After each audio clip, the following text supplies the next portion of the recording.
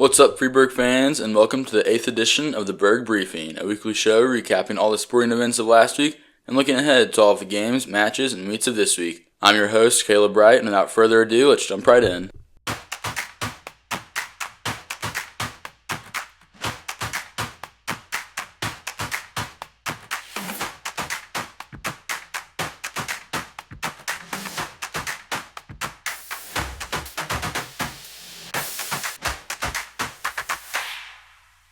Track and field had an exciting week of postseason competition. The boys competed at sectionals, where although many of the boys' phenomenal seasons came to an end, two athletes qualified for a spot at state. Zach Duffy qualified in the 800-meter, and Matt Pluff qualified in high jump, long jump, and 300-meter hurdles. They'll both be headed to Eastern Illinois University to compete at state Thursday through Saturday. Meanwhile, the girls' track and field squad just wrapped up their season at state, where they had 5 girls compete across 6 total events. Unfortunately, only one was able to qualify for finals. That was Grace Trentman, but she managed to place 6th overall in long jump, competing against all other 2A schools in the state. Congratulations to Grace on her amazing accomplishment, and to the whole girls track and field team on another exceptional season. And of course, good luck to Zach and Matt as they compete at the state meet this coming weekend. Baseball had a strong finish to their regular season this past week, defeating both Redbud and Mount Vernon, and giving the baseball powerhouse triad a close game. Sophomore Bo Brayman returned to the lineup with full force after his scary head injury when he took a ball off the mask while catching about 2 weeks ago. He was 5 for 10 over the Midget's last 3 games, including a crucial 2-run homer in their victory over Mount Vernon.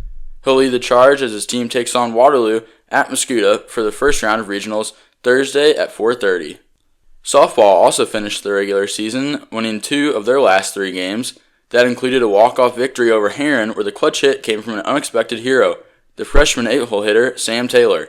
She doubled with the bases loaded and 1 out in the bottom of the 7th inning, bringing home 2 runs, which was all the Lady Midgets needed, thanks to another stellar pitching performance from Aubrey Waltz. Waltz allowed no earned runs and only 1 unearned, with only 3 opposing batters even reaching base. The Lady Midgets hope to carry their success into the regionals as they play Mount Vernon in the first round Wednesday at 4:30 in Salem. Girls soccer had their season end on a heartbreaking 2-1 regional championship loss to Marion.